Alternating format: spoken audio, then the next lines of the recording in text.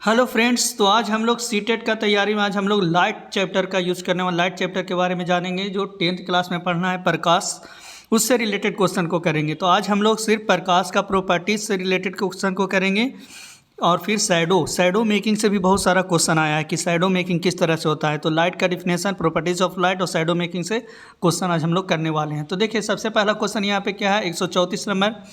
हम किसी अदीप्त वस्तु को देख सकते हैं जब प्रकाश, कोई भी अदीप्त वस्तु है मतलब जो चमक नहीं रहा है, उसका खुद का प्रकाश नहीं है और उसको हम देखना चाहते हैं तो कैसे देख सकते हैं। तो बताइए हम लोग किसी भी वस्तु को किस तरह से देख पाते हैं। तो देखने का यही तरीका है, जब तक कि उस वस्तु से टकरा करके प्रकाश हमारे आँखों तक नहीं पहुँचती है तब तक हम उस वस्तु को नहीं देख पाते हैं। ये देखिए हम एक फिगर बनाए हैं, इसमें दिखाएं जैसे हम लोग पेड़ पे आम ये सब तोड़ना जाते हैं, ठीक है, कोई भी फल को तोड़ने जाते हैं तो कोई बहुत डायरेक्ट दिख जाता है, किसी को देखने के लिए हमको अपना सिर को तिरछा करना पड़ता है तब हम उसको देख पाते हैं। तो क्यों, वहाँ पर तो लाइट आ रहा है। तो जब उस किसी वस्तु पर प्रकाश टकरा करके हमारे आँखों तक तब तक नहीं पहुँचती है जब तक हम उस वस्तु को नहीं देख पाते हैं। तो हम लोग अपना आँख को तिरछा करते हैं या नीचे झुक करके देखते हैं तो वो टकरा करके वो प्रकाश हमारे आँख तक पहुँचती है तो हम उस वस्तु को देख पाते हैं। तो सबसे पहला रीज़न क्या है कि उससे हमारी आँखों की ओर परावर्तित प्रकाश आना चाहिए। तो देखिए ऑप्शन यहाँ पे क्या क्या है।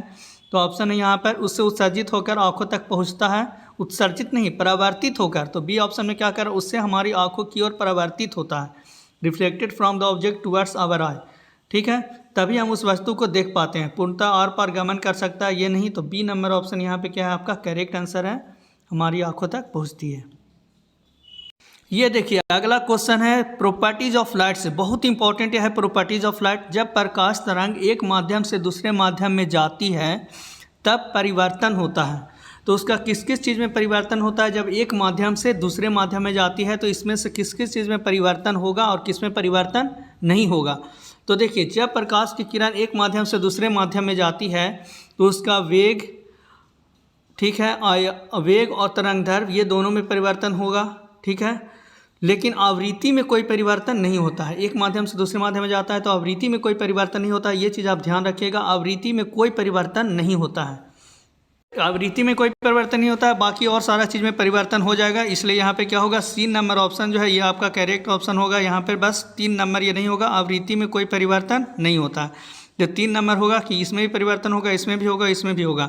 देखिए क्या होता है फार्मूला, तो फार्मूला होता है क्या प्रकाश में, तो प्रकाश एक वेग होता है, तो यहाँ पे वेग होता है तो v इक्वल टू क्या होता है एन लैम्डा।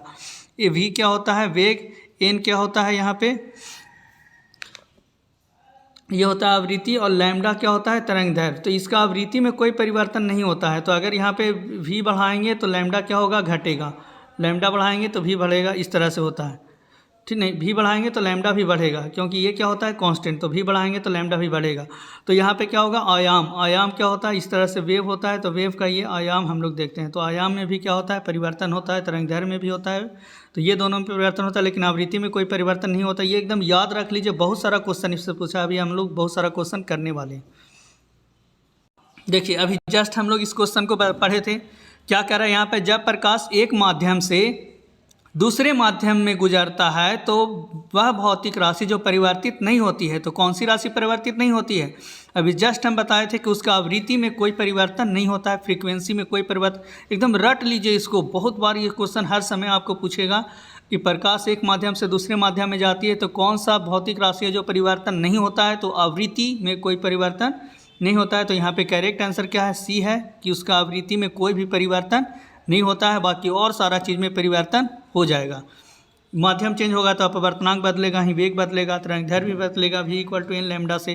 तो अभी हम लोग बताए थे v equal to N lambda, तो ये दोनों बदल, इसमें कोई परिवर्तन नहीं होगा, ये कांस्टेंट रहेगा आवृत्ति, लेकिन ये v और लैम्डा बदल जाएगा। देखिए यही क्वेश्चन फिर उत्तराखंड ये 2020 में पूछा है, तो सेम क्वेश्चन यहाँ पे रिपीट हुआ है। जब प्रकाश तरंग एक माध्यम से दूसरे माध्यम में जाती है तब परिवर्तन होता है, तब परिवर्तन उसका किस में होता है, तो यहाँ पे बताए थे आवृत्ति में कोई परिवर्तन नहीं होता है। सेम क्वेश्चन यहाँ पे रिपीट किया है, तो ये 3 नंबर ऑप्शन होगा, क्योंकि क्या होगा वेग बदल जाएगा, आयाम बदल जाएगा, तरंग दैर्घ्य बदल जाएगा, लेकिन आवृत्ति में कोई परिवर्तन नहीं होगा। तो ये 1, 2 और 4 हो जाएगा। चलिए अगला क्वेश्चन क्या है, एक गुलाब सूर्य के प्रकाश में लाल दिखता है तो हरे प्रकाश में यही गुलाब किस रंग का दिखेगा। तो सूरज के प्रकाश में यदि वो लाल दिख रहा है तो कोई भी कलर दिखता क्यों है? क्योंकि उससे रिफ्लेक्शन वो कलर होता है। तो सूरज के प्रकाश में क्या होता है? सातों कलर होता है। तो लाल गुलाब पर वो पड़ा, गुलाब पे पड़ा तो उससे लाल रंग क्या हो गया? रिफ्लेक्ट हो गया। तो लाल रंग रिफ्लेक्ट हो गया तो हमको वो लाल दिखाई दिया। बाकी वो सारे कलर को एब्जॉर्व कर लिया और रेड कलर को रिफ्लेक्ट कर दिया। तो कह रहा हरे प्रकाश में वही गुलाब किस रंग का दिखेगा? अब वह गुलाब जो है लाल रंग का था तो लाल ही रहेगा, लेकिन जब उसमें हरा रंग लाएंगे तो हरा कलर को क्या होगा? वो रिफ्लेक्ट नहीं करेगा, एब्जॉर्ब कर लेगा, और एब्जॉर्ब कर लेगा तो वो क्या हो जाएगा? ब्लैक दिखेगा। कोई भी सारा कलर को एब्जॉर्ब कर लेगा, वो सन का लाइट आएगा तो सारे कलर को एब्जॉर्ब कर लेगा। ग्रीन लाइट को वो रिफ्लेक्ट नहीं करेगा, ग्रीन लाइट क्या होगा? एब्जॉर्ब हो जाएगा, तो वो क्या हो जाएगा? वो हमको ब्लैक दिखेगा। एब्जॉर्ब हो करके रेड और ये ग्रीन दोनों मिल करके क्या दिखेगा? तो हमको ये ब्लैक कलर का दिखेगा, तो ये काला कलर का हो जाएगा, ब्लैक हो जाएगा। चलिए देखिए, यही क्वेश्चन यहाँ पे क्या है, सीटेट 2019 में पूछा है, सीटेट 2021 में पूछा है, दो बार पूछा हुआ क्वेश्चन है। क्या कर रहा है? जब प्रकाश वायु से पानी में गमन करता है, वायु से पानी में जा रहा है, तो प्रकाश के लिए नीचे दी कौन सा कथन सत्य है? अब यहाँ पे देखिए कौन सा कथन सत्य है वो बोल रहा है। तो यहाँ पे वायु से किस में जा रहा है? पानी में जा रहा है। तो यहाँ पे वायु से पानी में जा रहा है मतलब कि रेरर से किस में जा रहा है? डेंसर मीडियम में जा रहा है। ठीक है, रेरर और डेंसर मीडियम होता है। वायु जो है रेरर मीडियम है, पानी वाटर जो है वो डेंसर मीडियम है, सघन और विरल माध्यम। तो ये विरल माध्यम हो गया वायु, और पानी हो गया सघन माध्यम। तो इसके वेग में वृद्धि होता है? नहीं, वेग में क्या होगा? कमी आएगा। इसकी आवृत्ति में कमी होता है? देखिए आवृत्ति में तो कोई परिवर्तन नहीं होता है, तो ये तो गलत हो गया, ऐसे ही हो गया, क्योंकि आवृत्ति में कोई परिवर्तन नहीं होता है, तो ये गलत हो गया। इसकी तरंगदैर्घ्य और आवृत्ति दोनों में वृद्धि होता है। जहाँ आवृत्ति आ गया खत्म हो गया, आवृत्ति आया बस खत्म, क्योंकि आवृत्ति में चेंज नहीं होता है। डी, इसके तरंगदैर्घ्य और वेग दोनों में कमी आता है, तो हाँ ये सही बता रहा है। इसके तरंगदैर्घ्य और वेग दोनों में क्या होगा? कमी आएगा, क्योंकि ये किस में जा रहा है? ये जो है वो वायु से किस में जा रहा है? वाटर में जा रहा है। तो विरल से सघन माध्यम में जाएगा, तो वेग उसका कम होगा और तरंगदैर्घ्य भी उसका क्या होगा? कम होगा। तो डी नंबर ऑप्शन यहाँ पे करेक्ट होगा। चलिए अगला क्वेश्चन यहाँ पे क्या कर रहा है? किसी वस्तु की छाया बनने की परिघटना के बारे में नीचे कुछ कथन दिए गए हैं, सही कथनों को पहचानिए। तो इसमें से सही कथन को हमको पहचानना है। तो यहाँ पे कौन सा कथन क्या है? सही है। तो यहाँ पे क्या है? पहला ऑप्शन क्या दिया है? छाया का साइज प्रकाश स्रोत और वस्तु के बीच की दूरी पर निर्भर करता है। तो जो छाया जो शैडो बनता है वो क्या होता है? प्रकाश स्रोत और वस्तु की दूरी। हाँ, क्योंकि हम उस प्रकाश स्रोत से कितना दूर पे हैं उस पर निर्भर करेगा कि उसका साइज क्या होगा। तो ये सही है। बी नंबर ऑप्शन में क्या कर रहा है? छाया की स्थिति आपतित प्रकाश की दिशा पर। हाँ आपतित, क्योंकि हम लोग का क्या होता है? सुबह के समय बड़ा लंबा छाया बनता है, दोपहर में हम लोग देखते हैं तो क्या होता है? छोटा शैडो बनता है। तो क्यों? क्योंकि डायरेक्शन अलग अलग होता है, लाइट के आने का डायरेक्शन, तो इस पर डिपेंड करता है। फिर तीसरा क्या कर रहा है? छाया का रंग वस्तु के रंग पर निर्भर करता है। तो ये गलत है, वस्तु के रंग पर निर्भर नहीं करता है, क्योंकि क्या होगा? हम लोग अलग अलग कलर पहनेंगे तो क्या शैडो अलग कलर का बनेगा? नहीं। छाया बनाने की व्याख्या प्रतिबिंब बनाने की अवधारणा से की जा सकती है? नहीं, प्रतिबिंब का बनना अलग चीज़ है और छाया का बनना अलग चीज़ है। शैडो जो है मतलब ये इमेज का फॉर्मेशन अलग है और शैडो फॉर्मेशन अलग है। शैडो क्या होता है? रुकावट से बनता है, और इमेज फॉर्मेशन क्या होता है? लाइट उससे क्रॉस करता है, टकरा करके लौटता है, तो फिर वो इमेज का फॉर्मेशन होता है। तो ये इमेज फॉर्मेशन अलग है, शैडो फॉर्मेशन अलग है। तो सी और डी गलत है, ए और बी सही है। तो ए और बी किस में दिया? ऑप्शन नंबर ए में जो है यहाँ पर ए और बी दिया है। तो ये ए और बी यहाँ पे क्या है? करेक्ट आंसर तुम्हारा होगा। ये देखिए, ये क्वेश्चन सीटेट 2022 में पूछा हुआ है। तो इस तरह का क्वेश्चन सीटेट में आता है आप लोग को। अब कितना भी आप एनसीईआरटी पढ़ लीजिए, कुछ भी पढ़ लीजिए, तो अब जब तक इस क्वेश्चन को आप नहीं कीजिएगा क्लियर नहीं होगा ये चीज़। इसलिए क्वेश्चन करना मस्ट ही मस्ट है, बिना क्वेश्चन का आप कोई तैयारी नहीं कर सकते। चलिए अगला क्वेश्चन क्या है? छाया निर्माण के विषय में निम्न में से कौन सा कथन सत्य नहीं है? बताइए कौन सा कथन सत्य नहीं है? पीला बीम काली छाया उत्पन्न करता है। बताइए, यहाँ पे कलर से तो कोई मैटर ही नहीं है। को क्या करना है? गलत कथन को यहाँ पर चुनना है कि which of the following is not true about shadow formation. कौन सा यहाँ पे सही नहीं है? तो क्या कर रहा है? पीला बीम काली छाया उत्पन्न करता है। तो यहाँ पे पीला बीम जो है वो काली छाया उत्पन्न करता है। हाँ, कोई भी शैडो बनता है वो क्या होता है? ब्लैक शैडो बनता है। तो ये सही है आपका। बी में क्या है? छाया केवल अपारदर्शी बीमों द्वारा उत्पन्न की जा सकती है। हाँ, वहाँ पे क्या होगा? जो अपारदर्शी होगा, जो प्रकाश को रोक सकता है, उसके द्वारा ही उत्पन्न की जा सकती है। तो ये भी सही है। सी कह रहा है छाया की लंबाई सर्वदा बीम की लंबाई के समान होती है। नहीं, जितना बड़ा वस्तु है उतना बड़ा। हम लोग का क्या होता है? सुबह में बड़ा छाया बनता है, दोपहर में छोटा छाया बनता है। तो कोई ज़रूरी नहीं कि जितना बड़ा वस्तु है उतना ही बड़ा छाया बने, शैडो बने। डी में क्या कर रहा है, छाया का आकाश प्रकाश के स्रोत और बीम के बीच की दूरी पर निर्भर करता है, तो हाँ ये भी सही है। तो यहाँ पे क्या बोला है, कौन सा कथन सही नहीं है, तो कौन सा कथन सही नहीं है, तो सी नंबर ऑप्शन यहाँ पे होगा, छाया की लंबाई सर्वदा बीम की लंबाई के समान होती है, ये गलत है। तो ये यहाँ पे गलत ऑप्शन है, तो ये सी नंबर यहाँ पे क्या है आपका गलत है। अगला क्वेश्चन क्या है, वह कारक जिस पर किसी वस्तु के प्रतिबिंब या परछाई का निर्माण निर्भर नहीं है। देख लीजिए शैडो से ही कितना सारा क्वेश्चन है, ये भी सीटेट 2022 का पूछा हुआ क्वेश्चन है।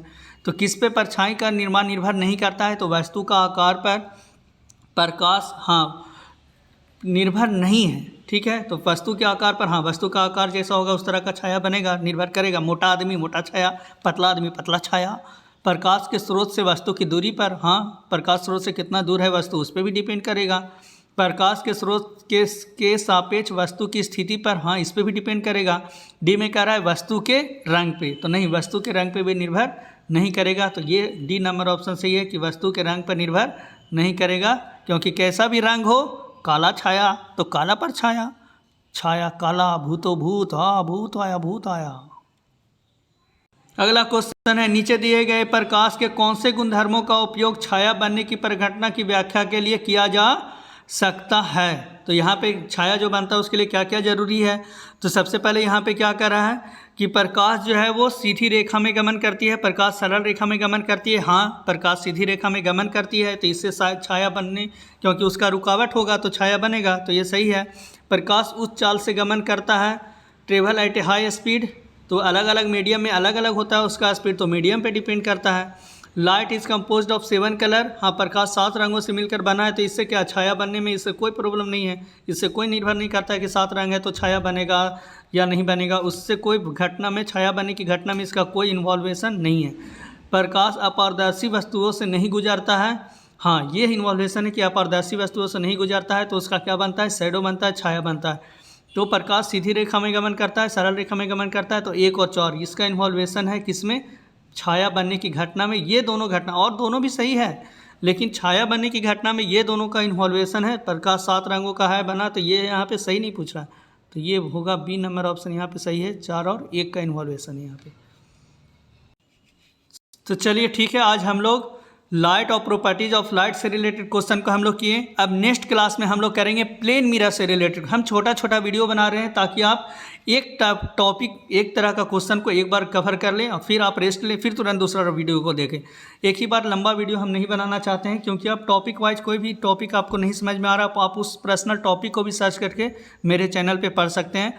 और प्ले लिस्ट में ज़रूर जाएँ, मेरे यूट्यूब चैनल के प्ले लिस्ट में जाएँ, वहाँ पर आपको सीटेट से रिलेटेड एक जगह सारा मटेरियल मिल जाएगा। Thank you for watching video, share and subscribe my channel.